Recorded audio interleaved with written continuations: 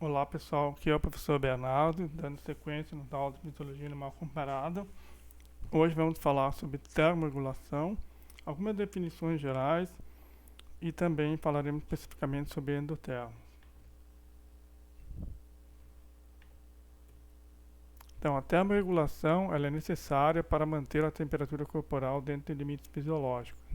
Por quê? Porque quando a temperatura do corpo varia, ocorre alteração no metabolismo do animal. Então, quanto mais estável ele conseguir manter a temperatura corporal, menos vai variar seu metabolismo. Existem várias classificações para o controle da temperatura corporal. Então, um dos conceitos que tem, uma das classificações dos animais em homeotermos ou homotermos e pecilotermos. Homotermos seria um animal que mantém constante a temperatura corporal e pecilotermos teriam uma variação na temperatura corporal. Então, homeotermos seriam mamíferos e aves, mas aí tem um problema nesse tipo de denominação. Mamíferos, por exemplo, podem mudar a temperatura ao longo do dia ou ao longo do ano. E pecilotermos, por exemplo, se nós formos considerar peixes que vivem no mar profundo, nessa região não há variação da temperatura ambiental. E eles então não variam a temperatura corporal. Então, chamado de pecilotermo fica meio estranho. Outra denominação também que não é muito adequada, na minha opinião, é chamar animais de sangue frio e animais de sangue quente. É pior ainda, um lagarto no sol, por exemplo, não vai ter um sangue frio. E mamíferos em torpor ou hibernação não terão exatamente o que a gente poderia chamar de um sangue quente. Então a classificação que eu acredito seja mais adequada seria essa que separa os animais em endotermos, ectotermos e heterotermos. No caso de endotermos, são aqueles no qual os tecidos, os órgãos, são acrescidos por uma produção interna de calor. E os ectotermos dependem mais, a temperatura interna depende mais de uma fonte externa de calor. Ele também produz calor internamente, mas ele não mantém esse calor. Então, por isso depende do meio ambiente. Os heterotermos seriam um intermediário entre endotermos e ectotermos. Eles produzem o calor e conseguem manter parcialmente esse calor no corpo. Então, por exemplo, atuns, alguns tubarões e insetos voadores grandes, né, apresentam esse tipo de heterotermia. Na heterotermia regional, então, é o que vai acontecer o quê? A retenção de calor em certas partes do corpo. Então, essa heterotermia regional é o que ocorre nesses heterotermos. Então, vários insetos grandes conservam calor metabólico, que aumenta quando voam. Então, nesse gráfico aqui, a gente conta aqui temperatura ambiental e temperatura corporal. Então, aqui vejam, ó, à medida que aumenta a temperatura corporal, a temperatura ambiental, aumenta a temperatura do abdômen. A do tórax também aumenta, mas numa proporção menor, porque no tórax há uma manutenção, uma retenção de calor. Então, mesmo em temperaturas mais frias, veja que o animal está mantendo uma temperatura bem mais alta do que o abdômen do que do meio ambiente. Então, há uma certa manutenção do calor nesse caso. Aqui nós temos uma heterotermia temporal. Então, nesse caso, a temperatura corporal varia ao longo do dia, não tanto ao longo do corpo do animal. Então, aqui nós temos vários pássaros de regiões temperadas permitem que a temperatura do corpo diminua à noite, de modo a não gastar tanta energia na conservação do metabolismo. Então vejam aqui, ó, aqui o horário do dia e aqui a temperatura ambiental. Então, se a temperatura ambiental fica em torno de 20 graus, ainda assim há uma pequena redução. O animal não está se alimentando durante a noite, nesse caso, provavelmente. Então, vejam, cai aqui de 41 por aí, deve cair para uns 39, alguma coisa assim. Depois sobe de novo aqui. Numa temperatura de 0 grau, vejam que a temperatura tem um decréscimo maior, aqui, principalmente no final da madrugada. Aqui. E menos 20 graus, então, é bem maior a temperatura. Mas ainda assim, vejam que está caindo de uns 39 mais ou menos até uns 33 por aí, alguma coisa assim. É uma queda de 5 graus, mas também não vai congelar o corpo nem nada. Aqui nós temos outros casos que ocorrem em mamíferos, no caso da hibernação. Aqui nós temos a taxa metabólica, seria aqui o consumo de oxigênio por hora, e aqui o tempo em meses. Então, no caso de uma hibernação, temos aqui a temperatura corporal. Vejam que a temperatura corporal, que é essa aqui em vermelho, está caindo aqui, ó, de pouco mais de 35 aqui, e cai para cerca de 15, e fica assim durante alguns meses. E a taxa metabólica também, ó. Aqui temos uma taxa metabólica que ela vai cair para um nível muito mais baixo do que quando não está hibernado, tá? Para economizar energia. E aqui no caso de torpor seria uma redução do metabolismo por algumas horas. Então vejam aqui temos temperatura corporal e taxa metabólica. A temperatura cai durante algumas horas, a temperatura corporal, da mesma forma cai o metabolismo, tá? Ou cai o metabolismo e cai a temperatura, como preferir. Depois volta aos níveis anteriores. Esse é um período de torpor. O torpor pode durar mais tempo? Sim, pode durar mais tempo. Bem, a troca de calor do animal com o ambiente, isso estamos falando de qualquer animal, certo? Não fizemos nenhuma separação ainda sobre endotermo, ectotermo e heterotermo. A troca de calor do animal com o ambiente pode ser por radiação, emissão de energia, conversão, condução ou evaporação. Pode ser através da respiração ou através da pele. Nós vamos ver agora no próximo desenho aqui, dá para ver melhor aqui. Então aqui, ó, nós temos radiação, pode vir direto do sol sobre o animal, pode refletir nas nuvens, tá? O famoso mormaço aqui, né?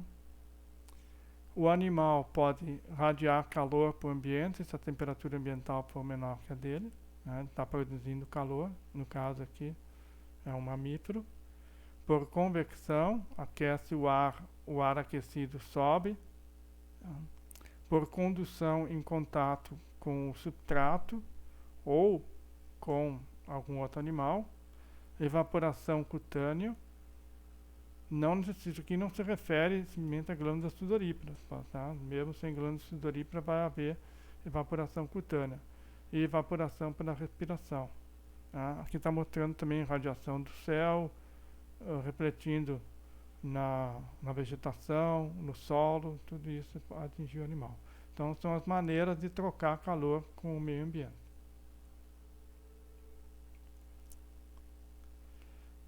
Bem, a relação superfície corporal, volume corporal influencia a condução, convecção, radiação e evaporação. Então como? Imagine o tamanho. Se você tem um animal, vamos supor que tenha 100 quilos, a relação superfície corporal de volume, ela é menor do que um animal que tenha 1 quilo, por exemplo. Ou seja, o volume do corpo em relação à superfície do corpo diminui quanto maior for o animal. Então, quanto maior for o animal, menor é a perda proporcional de calor para o meio ambiente. Posição corporal. Também isso vai depender qual é a posição do animal, se está agachado, se está de pé, está de frente para o sol, se está de costas. Essas variações.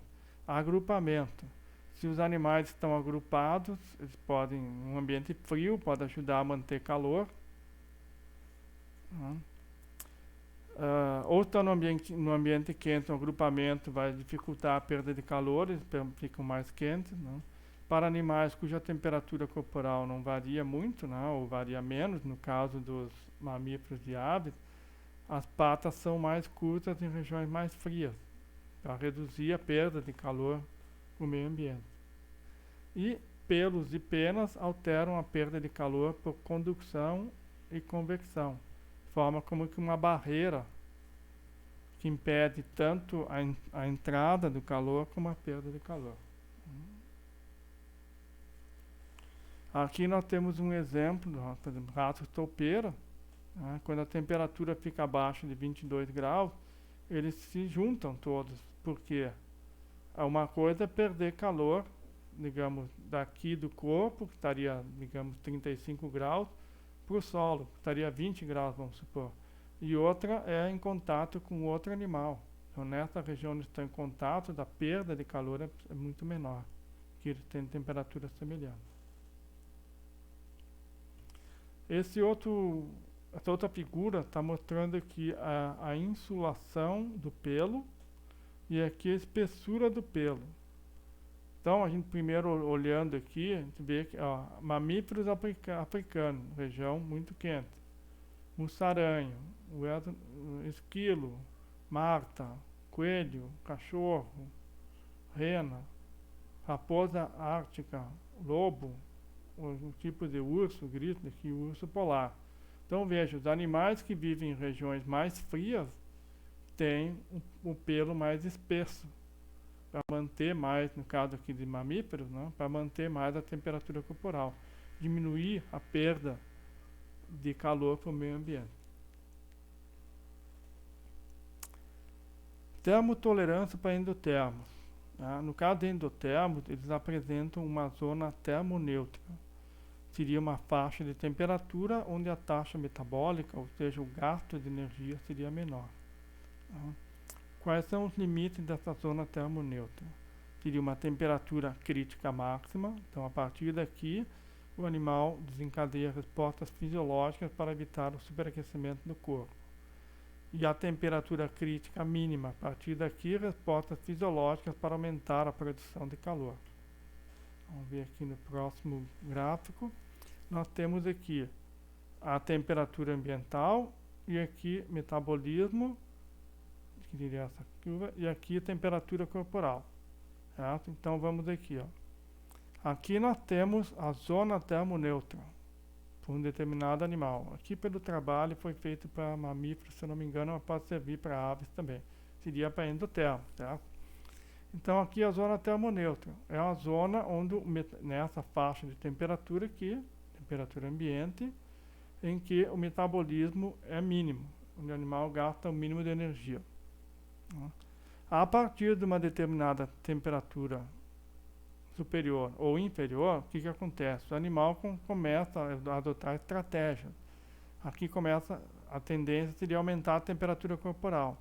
Então o animal vai, por exemplo, ofegar e vai suar, para tentar perder calor corporal. Nós vamos ver depois como é que é. E aumentando mais a temperatura, pode acontecer o quê? Temperatura ambiente, vai aumentar mais ainda o metabolismo e a temperatura do corpo começa a aumentar. Vejam aqui, começa a aumentar. Se o animal não sai dessa temperatura ambiental, ele vai morrer. Certo? Então isso aqui é quanto mais alta a temperatura, tá, mais rápida vai ser a morte dele. Mas dentro dessa faixa aqui, ele já está com tempo limitado de vida. E aqui, obviamente, ele vai resistir, mas vai gastar mais energia. No caso, temperatura baixa, então temos aqui uma faixa maior, nesse caso aqui, não? Primeiro, uma produção de calor sem tremor. Nós vamos ver depois como é que é isso. Simplesmente o metabolismo é alterado de modo a ser menos eficiente.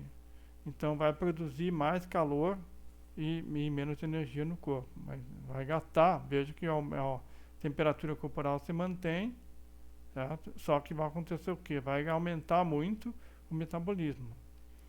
Aí continua esse tipo de mecanismo e começa também a haver calafrios ou tremores para tentar, continua aumentando o metabolismo.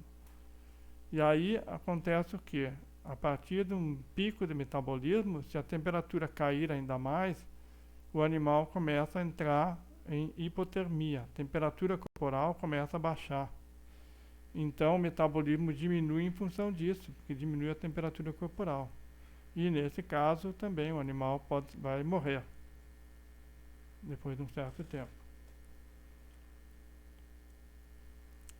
Bem, quais são os mecanismos contra a baixa temperatura? O primeiro deles é a termogênese. Seria aquela termogênese sem tremor.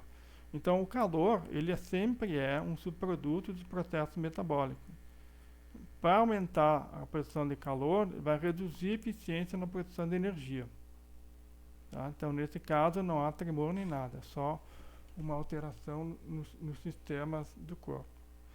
Termogênese por tremor, ou calafrios, no caso, fibras musculares se contraem, mas de forma não coordenada. Essa é uma estratégia que é de curta duração, o animal não pode ficar dias tremendo. Não. Essa aqui ainda vai, mas essa aqui não. Mamíferos possuem um tecido adiposo marrom. Então tem aquele mais branco, mas tem um outro que é marrom, que é mais vascularizado. Possui muitas mitocôndrias e vai ajudar então na termogênese, essa aqui. Ativação via sistema nervoso simpático.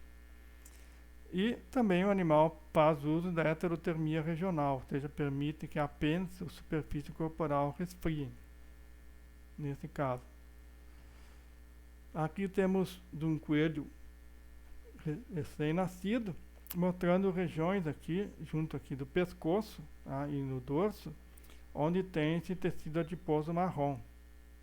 Então esse tecido adiposo marrom, aqui é um corte transversal do animal, mostrando várias regiões aqui, mostrando então um tecido que ajuda a produzir bastante calor. Aqui mostrando duas patas de animais. Esse aqui seria menos adaptado a ambientes frios e esse mais adaptado a ambientes frios. Então, no que é pouco adaptado a ambiente frio, o que acontece?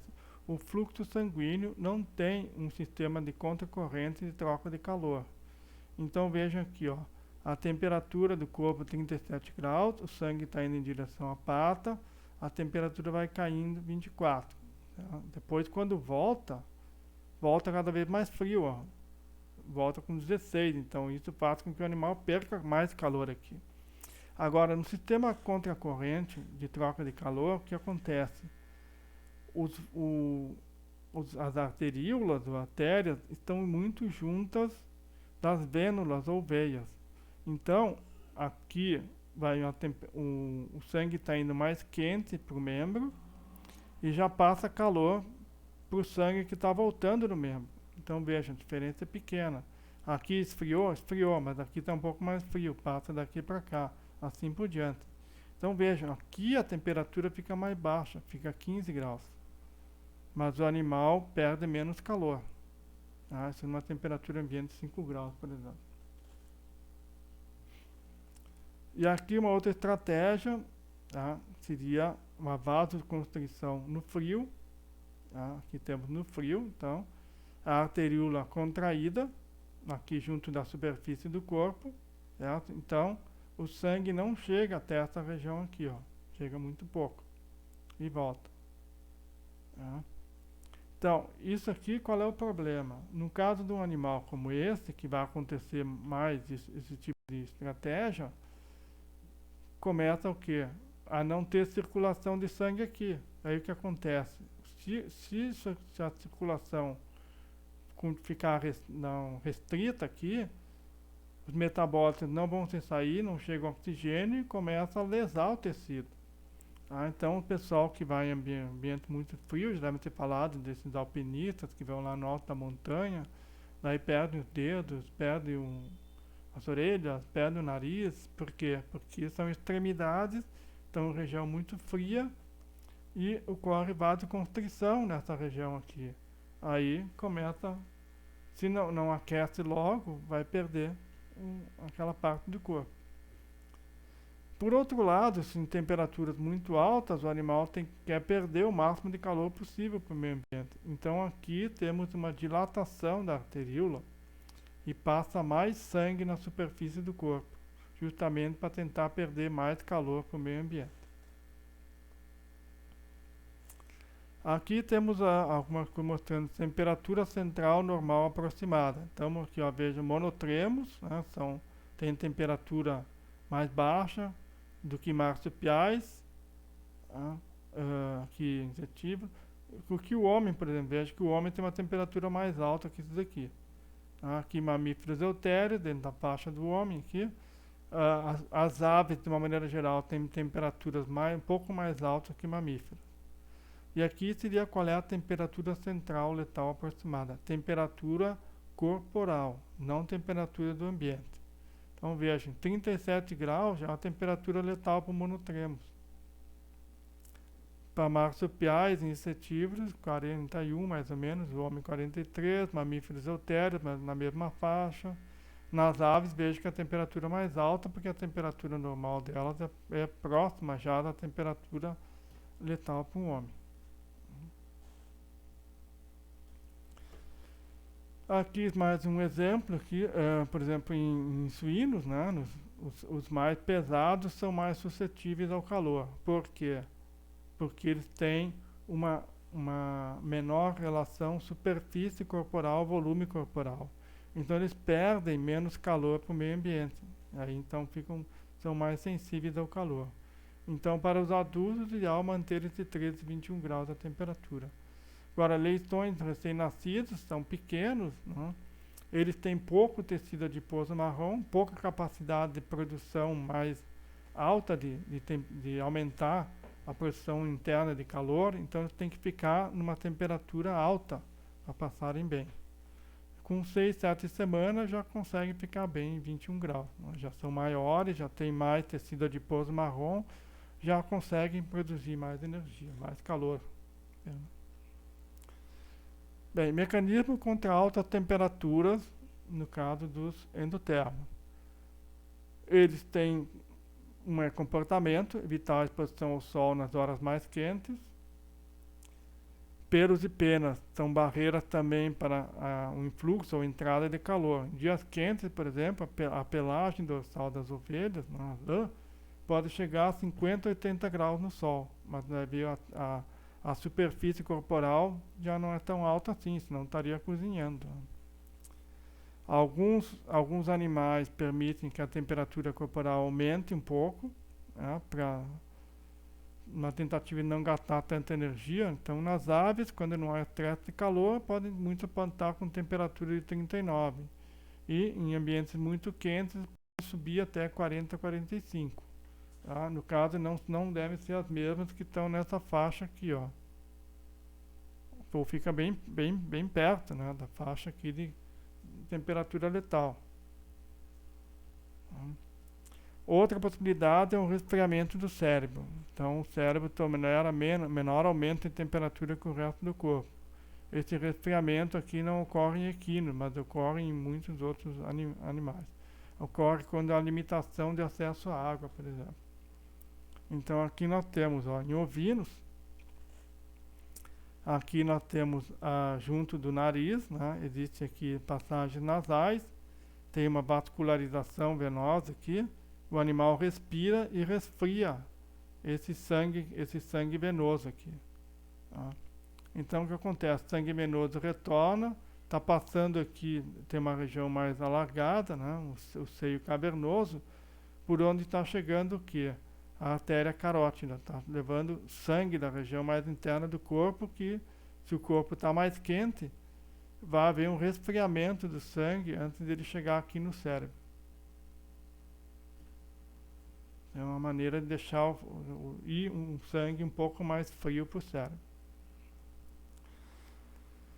A vasodilatação na pele, como nós já mostramos antes, né? Em leitões, por exemplo, é 44 maior a vasodilatação em 33 do que em 23 graus.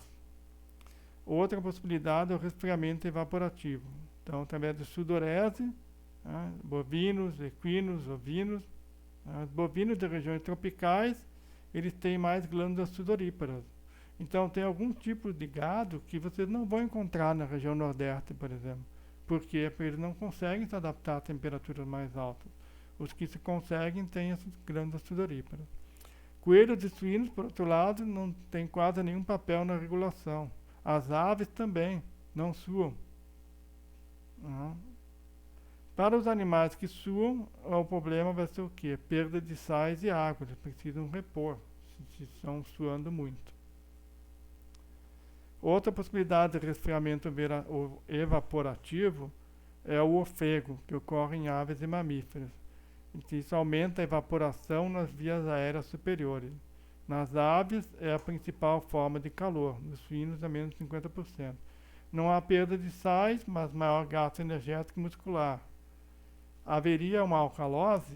O que é a alcalose? É aumento do pH do sangue. Por quê? Porque se o animal respira mais rápido, ele elimina mais gás carbônico, que tende a aumentar o pH do sangue. Isso não vai ocorrer praticamente porque um ofego é uma respiração muito superficial. Então troca basicamente aquele ar que está nas vias aéreas superiores, né, que seria o espaço morto, onde não há troca gasosa praticamente. Tá? O aumento da umidade relativa do ar dificulta o processo, né, dificulta a perda de calor do ar. Então aqui nós temos duas possibilidades que podem ocorrer. Pode ocorrer um ofego aqui contínuo, certo? Essa é a respiração mais superficial, rasa, que é simplesmente para ventilar a região da boca e a região das narinas, para resfriar aquela região ali, que resfriaria o resto do corpo. Alternada com respirações mais profundas para poder captar oxigênio. Ou se não, várias respirações mais superficiais, seguidas de uma respiração profunda, várias respirações superficiais de novo, uma profunda e assim por diante. Tá? Então, duas possibilidades de o animal ficar ofegando. Aqui vocês podem ver, temos aqui um cervo, em baixa temperatura. Vejam que a ventilação pelas narinas tem alta profundidade, na boca é bem mais rasa aqui, né? E em alta temperatura, veja que temos uma respiração nasal superficial, bem mais intensa na boca, seria o ofegar, um período de respiração mais profunda pelo nariz, e aqui diminui pela boca, e depois volta de novo. Então nessa respiração aqui, nesse ofego, seria onde o animal perderia calor através da boca, né? Resfriaria o sangue que passa nessa região aqui. Aqui é um outro só para mostrar para vocês em caprinos, né? Nós temos aqui a temperatura ambiente, temperatura corporal, aqui a taxa respiratória e a ventilação respiratória. Vejam que, aumentando a temperatura corporal, nós temos um aumento da temperatura do ar expirado, está expirando o ar mais quente. A temperatura do pelo aumenta um pouco também. A temperatura da pele também aumenta um pouco. A temperatura retal, vejam que mais ou menos está se mantendo. Através dessa estratégia aqui o animal vai perdendo calor. Vejam que aumenta a ventilação, principalmente aqui em temperaturas mais altas aumenta a ventilação, e aqui a taxa respiratória, a partir aqui de 27 graus mais ou menos aumenta um pouco e depois já aumenta bem mais. A tentativa de perder calor pela respiração. E aqui, só para falar o controle da termorregulação, o centro que controla a temperatura corporal, no caso dos mamíferos, é o hipotálamo. E nas aves, principalmente a medula espinhal.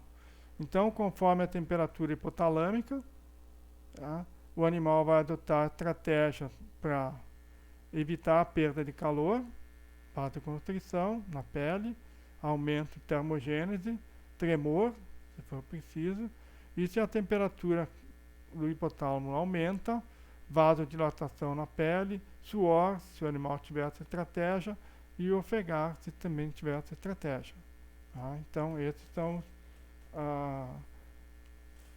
as adaptações que existem nos endotermos para controle da temperatura corporal.